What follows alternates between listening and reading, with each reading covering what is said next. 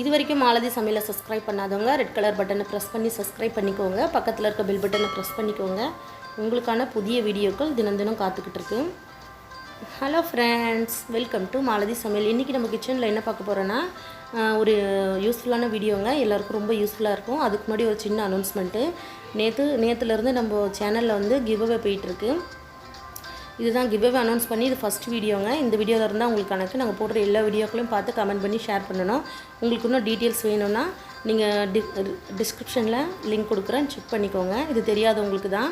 இப்போது நெல்லிக்காயை பற்றி நம்ம பார்க்கலாம். நெல்லிக்காயில் விட்டமின் சி இருக்குது. இதில் ஏராளமான மருத்துவ குணங்கள் இருக்குதுன்னு எல்லாருக்குமே தெரியும்.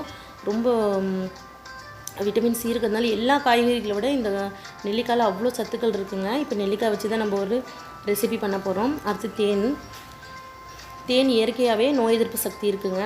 இந்த தேன் வந்து வறட்டு இருமல் சளி பிடிக்கும் போதும் நம்ம யூஸ் பண்ணி குழந்தைங்களுக்கு கொடுத்தீங்கன்னா ரொம்ப அது பவர்ஃபுல்லாக இருக்கும். அந்தளவுக்கு தேன்லேயும் நிறைய பெனிஃபிட்ஸ் இருக்குதுங்க. இப்போ நெல்லிக்காவும் தேன் வச்சு தான் நம்ம ஒரு ரெசிபி பண்ண போகிறோம். இது எக்ஸாம் டைமில் குழந்தைங்க நீங்கள் செஞ்சு கொடுத்தீங்கன்னா ரொம்ப யூஸாக இருக்கும். இப்போ எக்ஸாம் ஸ்டார்ட் ஆக போகுது.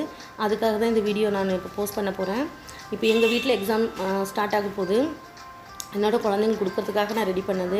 சரி, இதை அப்படியே வீடியோ போஸ்ட் பண்ணிடலாம் அப்படின்றதுக்காக தான் உங்கள்கிட்ட நான் ஷேர் பண்ணியிருக்கேன். வாங்க வீடியோக்குள்ளே போகலாம். இப்போது அதுக்கு நான் ஒரு 1/4 கிலோ போல் நெல்லிக்காய் எடுத்திருக்கேன்.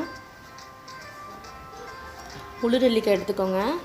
இப்போ இது நல்லா வாஷ் பண்ணிவிட்டு ஒரு காட்டன் டவலில் நல்லா துடைச்சிருங்க. ஈரப்பதம் எதுவும் இருக்கக்கூடாது. இப்போது அதில் இருக்க நம்ம சீட்ஸை வந்து கட் பண்ணி தனியாக எடுக்கணும். எடுத்துகிட்டு நல்லா எவ்வளோ பொடிசாக கட் பண்ண முடியுமோ அந்தளவுக்கு நீங்கள் பொடிசாக கட் பண்ணிக்கோங்க. நான் வந்து சாப்பர் வச்சு தான் கட் பண்ண போகிறேன். சாப்பர் இல்லாதவங்க நைஃப்லேயே நீங்கள் கட் பண்ணிக்கலாம். ரொம்ப பொடிசாக கட் பண்ணி அந்த தேனில் ஊறும்போது நம்ம ஸ்பூன் எடுத்து குழந்தைங்களுக்கு கொடுக்கும்போது கண்டிப்பாக சாப்பிடுவாங்க. கொஞ்சம் பெருசாக இருந்தாலும் கொஞ்சம் ஒரு மாதிரி ரொம்ப பெருசாக இருந்தாலும் அவங்க சாப்பிட மாட்டாங்க. இப்போ பாருங்கள், இந்தளவுக்கு நான் சீட்ஸ் எடுத்து கட் பண்ணியிருக்கேன். இப்போ இதை சாப்பரில் போட்டு நல்லா நைஸாக கட் பண்ண போகிறேன். ரொம்ப பொடிசாக கட் பண்ண போகிறேன். நீங்களும் சாப்பர் இல்லைன்னா நீங்கள் நைஃப்பில் கட் பண்ணிக்கோங்க. இப்போ நான் கட் பண்ணிட்டு காட்டுறேன். இது எப்படி சாப்பிடணுன்னா டெய்லியும் ஒரு நாளைக்கு ஒரு ஸ்பூன் எடுத்தால் போதும். கண்டிப்பாக உங்கள் குழந்தைங்களுக்கு கொடுங்க. பாருங்கள், இந்த அளவுக்கு நல்லா பொடிசாக கட் பண்ணியாச்சு. இதை விட பொடிசாக கட் பண்ண முடிஞ்சாலும் நீங்கள் அந்தளவுக்கு பொடிசாக கட் பண்ணிக்கோங்க. இப்போ இது ஒரு பவுலுக்கு மாற்றிடுவோம். மாற்றிட்டு இருக்கிற எல்லா நெல்லிக்காவையும் இந்த மாதிரி பொடிசாக கட் பண்ணி எடுத்துக்கலாம். இப்போ இந்த நெல்லிக்காவும் தேனும் கொடுக்கறதுனால என்ன பெனிஃபிட்னு கேட்குறீங்களா? உங்களுக்கு குழந்தைங்களுக்கு வந்து நல்லா மூளை வந்து நல்லா சுறுசுறுப்பாக இருக்கும். நாள் ஃபுல்லாக ஒரு பிரிஸ்காக இருப்பாங்க, ஒரு ஆக்டிவாக இருப்பாங்க. அந்த மாதிரி படிக்கிறதுல நல்லா மைண்டில் நிற்கும், நல்லா அப்சர்வ் பண்ணிப்பாங்க, ஒரு ரீஃப்ரெஷிங்காக இருப்பாங்க, அந்த ஃப்ரெஷ்ஷிங்காகவே இருப்பாங்க. நீங்கள் கொடுத்து பாருங்கள், கண்டிப்பாக உங்களுக்கே தெரியும்.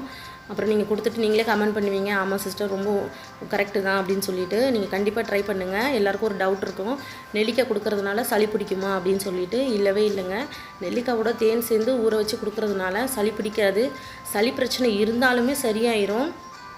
ஏன்னா நம்ம நிறைய பேர் வந்து சளி பிடிக்குன்றதுனாலே நம்ம அதை அவாய்ட் பண்ணிடுறோம். நீங்கள் கொடுத்து பாருங்கள், கண்டிப்பாக அந்த சளி பிரச்சனையும் இருக்காது.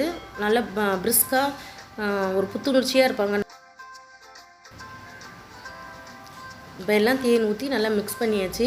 நல்லா தேன் வந்து நெல்லிக்காய் மூழ்கிற அளவுக்கு தேன் ஊற்றி நல்லா மிக்ஸ் பண்ணி விட்டுருங்க. அவ்வளோதான். இது அப்படியே இருக்கட்டும். ஒரு 4 டேஸ்க்கு இதை டிஸ்டர்ப் பண்ணாமல் அப்படியே விட்டுருங்க. 4 டேஸ்க்கு அப்புறம் தான் நம்ம அதை யூஸ் பண்ணணும். நீங்கள் வந்து செஞ்ச உடனே நீங்கள் அதை யூஸ் பண்ணக்கூடாது.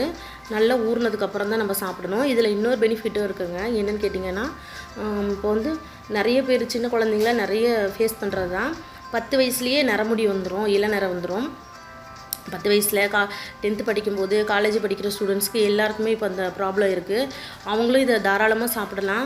உங்களுக்கு நரமுடி வந்து நல்லா கண்ட்ரோல் பண்ணும். உங்களுக்கே நிறைய டிஃப்ரெண்ட் இருக்கும். கண்டிப்பாக இந்த ட்ரை பண்ணுங்கள்.